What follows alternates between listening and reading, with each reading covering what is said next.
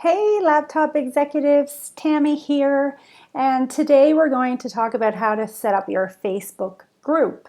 Now, setting up a Facebook group is relatively easy compared to some of the things that Facebook's platform allows us to do.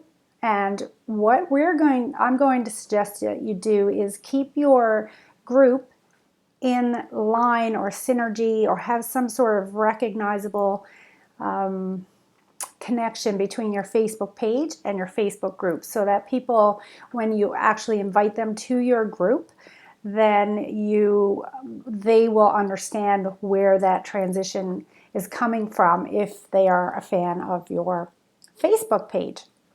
So all you're going to do is go down here to Explore, and you'll see a little tab that says Groups. And this could be further down your page depending on how many shortcuts you have here. So you're just going to hit Groups here and come way over to the side in this green button and hit Create Group. Simple and straightforward enough. So as I said, you want to have some sort of synergy between your Facebook page and your Facebook group. I'm going to set mine up as a weight loss group because I do have some people that are joining me on my new journey. So I'm going to call this New Dimensions by Tammy, so people will know who is running the group.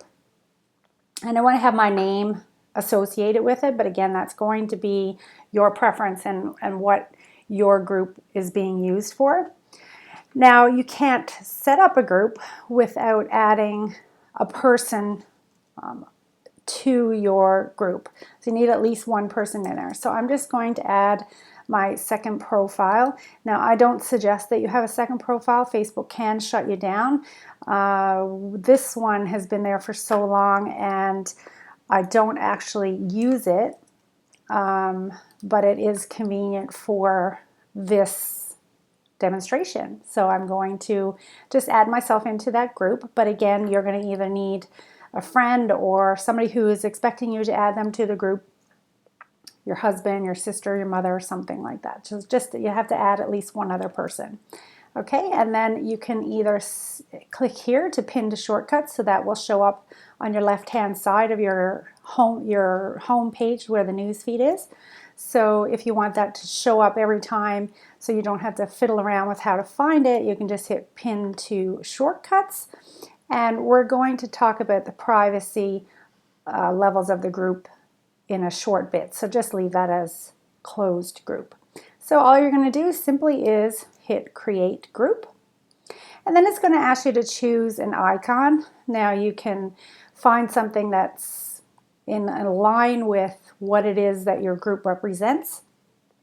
So if you were doing photography, of course, any sort of sports, beach ball, anything like that, education, you'd have a little graduation hat here.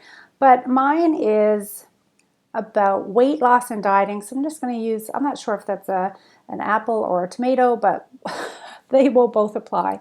So I'm just going to select that and hit OK, and you could skip it as well if you saw the little skip button down in the left-hand corner.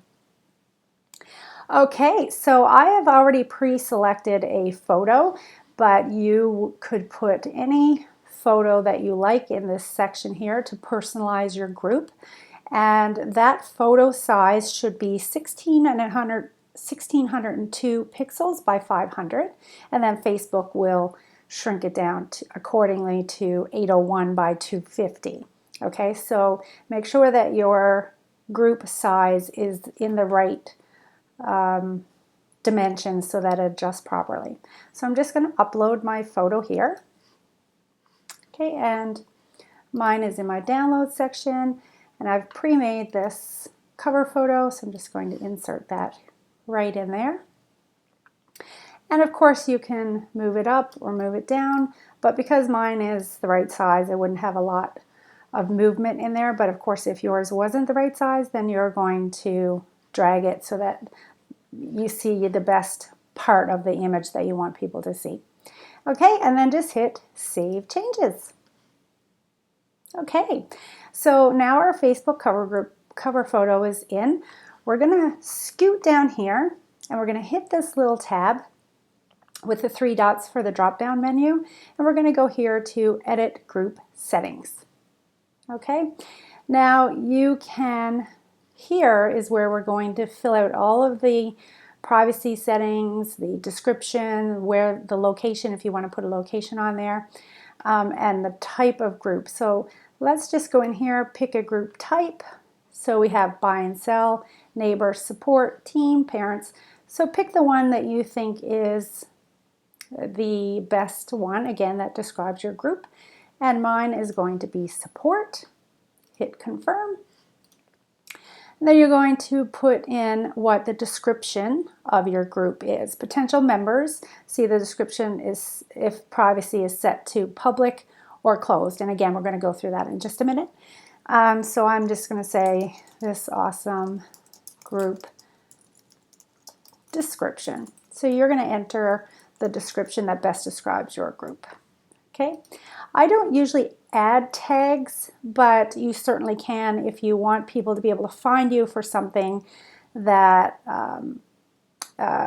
you get suggested in the Facebook group. So we could put weight loss in here if we like.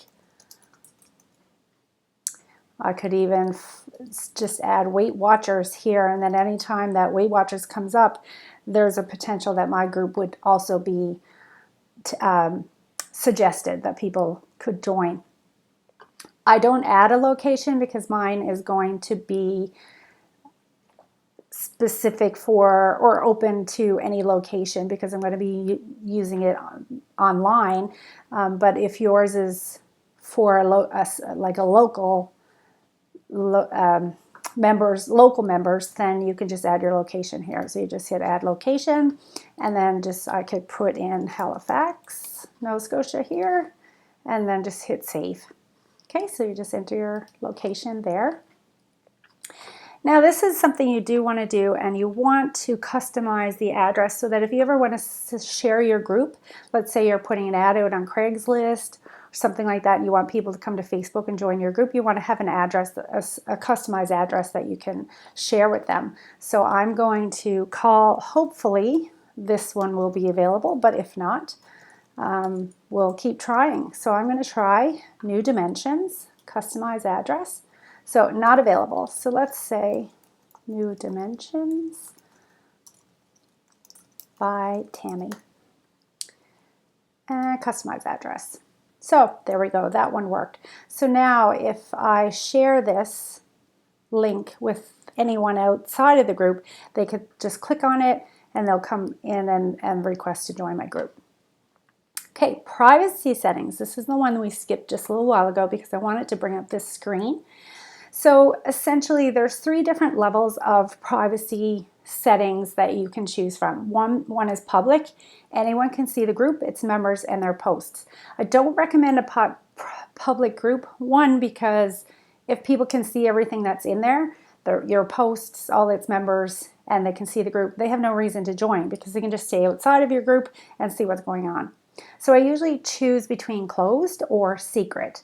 And closed, anyone can find the group and see who's in it, so you can see the members, but only members can see the actual content that's going on with it inside of that group. And then a secret group, only members can find the group and see the posts. So sometimes if you have a paid group, for example, people are paying to participate in the group, you'll want it to be secret because you don't want to receive a lot of requests for people to join your group and then you have to explain to them that it's a paid group. Sometimes secret privacy settings would be a better fit for something like that. But generally, I recommend a closed group. All members and admins will receive a notification that the group privacy settings has been changed. So if I change it tomorrow to secret group, all the admins and the members would get a notification in there that the privacy settings have been changed. Now, you can only change the privacy settings when you have less than 250 members. So bear that in mind. Just keep an eye on the best fit for your group before your members start getting larger and larger, because then you won't be able to change that. Okay, so you're just going to hit confirm. Okay, my settings have been saved, so I'm just going to go down, continue on down the page. Membership approval. So any member can add or approve members. So again, if this is an open group and you just want to grow your membership, you can just leave that open. All your friends, all of your members can add their friends or approve members. So you can just add people in. It's a great way to grow your group. And then the other one is any member can add members, but an admin or a moderator must approve them. This is really important if you had some sort of sensitive material inside that you want to make sure you're controlling the people that have been added there. Or again, if you have a paid membership, you want to make sure that the payment is in place before people are getting added into the group. So I'm going to leave mine for this particular one at any member can add or approve members. Membership requests. Learn about people who want to join your group by asking them some questions. So if I got a request for somebody to be added into my group and I want to know, add a question here, for example, why are you interested in joining our weight loss group? So this can also just ensure that people are giving you proper answers, that you know that they would be a good fit for your group. And there's some people out there that will join a million groups and just try to advertise within them. So you can have them answer prerequisite questions to make sure that they fit well with inside the members that you have. And again, any members can add members. So this is giving me, because I'm asking a question, then they can't automatically be added. So now it's telling me to update the fact that an admin will have to approve it. So I'm going to say okay, just for demonstration purposes here. And then continuing on down, members, moderators, or admins can post to a group, or only admins can post to the group. Now, I always leave mine open because I want to have a really great community happening inside of the group, but you could certainly, if you just wanted your own content to be added, you can just change that to only admins can post to a group. So members, moderators, and admins can post to the group. And then of course you can always say that all of those posts you want to have pre-approve them. So an admin or a moderator would have to approve the posts that the members are making. This becomes a lot of work if you have a lot of members within your group. But again, if you want to develop a really great tight-knit community where people can talk to each other and make posts, I wouldn't turn off the notifications, but you can certainly change it back if you feel that content is being put in there that you don't really like, and you can delete any comment, of course, as well if there's something in there that you don't like, because you're going to get a notification that somebody has made a post. But again, you have full control of the group. Your admins, if there's another admin on the group, or a moderator. Okay, so all you're going to do is hit save right here. Your changes have been saved. Now if I go back to my group, you can see that it's all set up and I can start adding members over here. So I could add any number of members over here. Then, and of course, I didn't add a long description, but we did go through it, and you can change it at any point in time. So if you want to update your description, this is an awesome weight loss group for women. And then just hit save. Okay, and so that's basically it. Some of the features of groups that you'll want to know and pay attention to, because sometimes we don't really see all of the benefits of having a group. But right here, you just have notifications. You have all posts for notifications. So that's this little fun thing up here in the corner. or you can just have notifications when for really highlights friends posts and suggested posts, or just when a friend posts, or you can turn them off entirely. I always go on all posts because I want to know what's going on in my group. If you want to start a chat with a member, now this may be, I may not be able to show this to you because I don't have a lot of people in here. But generally, if you hit this little menu here, it'll say under Add Members, it'll say Start or Send a Message. And then as you're sending a message, you can communicate with your entire group. Now let me show you my other group so you can see what I'm talking about under Laptop Executive. So if you hit this drop-down menu, it says here, Send a Message. So I can either send a message to one person in my group, or I can go down to the bottom, hit Select All, and then hit Start Chat, and it's going to let me communicate with my members and send a message to them all at once. Okay, so here we go. So I'm going to go back to my group. Where did it go? Here we go. And another thing is events. So you can set up events to notify people of things, the special events that are going on. You just go over here, create event, and then follow through all the steps, add an event photo, and all of that good stuff. Fill out all of the information, and then all of your members, invite all members of New Dimensions by Tammy. So all of the members would get a notification that the event has been set up. And of course, again, you can turn that off if you like. And then the final thing is over here, if I go over to my regular where I post, I can start a file. So I'll just hit here, More, Add File, and I can upload a PDF or an image or a Word document, things like that. It's kind of your workplace so that you can communicate education with them, or anything that you really just want to inform your members of. You can add documents and file them in the file tab. I guess I should add one so you can see what I'm talking about, because the tab won't appear until I add one in. Let's use my minutes from the other day.